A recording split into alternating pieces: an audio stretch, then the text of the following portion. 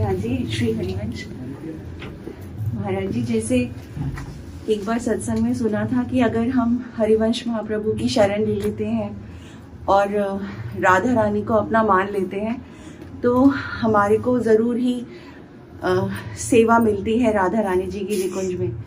और एक बार ये भी सुना था कि अगर हमारे मन में प्रभु के प्रति मिलने की लौल्य नहीं आएगा, अगर उनके प्रति मिलने के लिए रोना नहीं आएगा तो हमें प्रभु नहीं मिल सकते।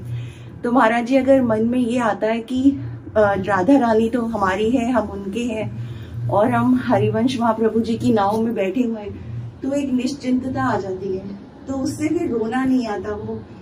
तो ये मैं दोनों भाव समझ नहीं पा रही। कैसी बात कहती है कि रोना नहीं आता है, हृदय फट जाए। अगर प्रभु न संभाले तो हृदय फट जाए, समझ रहे ना। तो चूंकि अभी शरणागति हुई नहीं है, अभी शरणागति की क्रिया हुई है जी।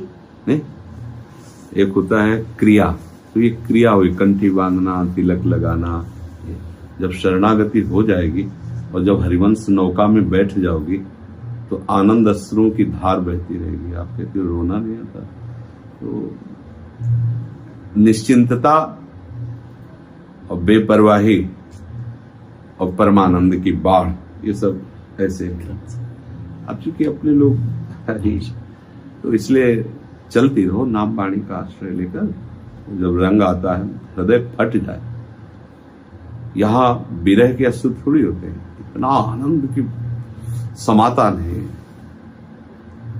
जय श्री हरिवंश रसिक ललितादिक लता भवन रंध्रन अवलोकत अनुपम सुख भर भरित विवश असु आनंद वारे कंठ मृग। ये ऐसा आनंद है, मिले हुए भी अनमिल मानते हैं, देखते हुए भी देखने की प्रबल प्यास है।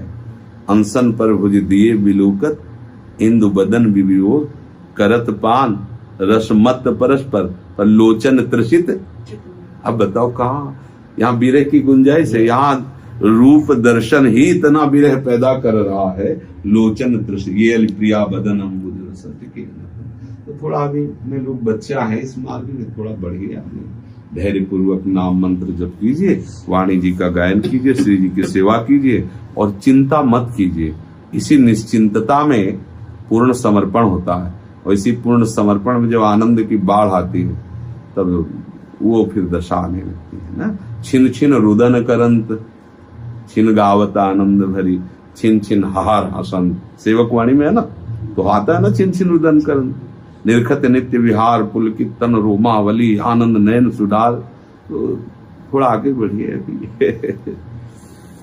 जी। जैसे ना हम जो अभी आजकल गायन होता है वाणी पाठ का, तो वो हम जैसे खाना बनाते हुए चलते फिरते वो जो गायन स्वरूप में श्री हित 84 जी का गायन है वो सुनते रहते हैं। बहुत वो कर सकते हैं।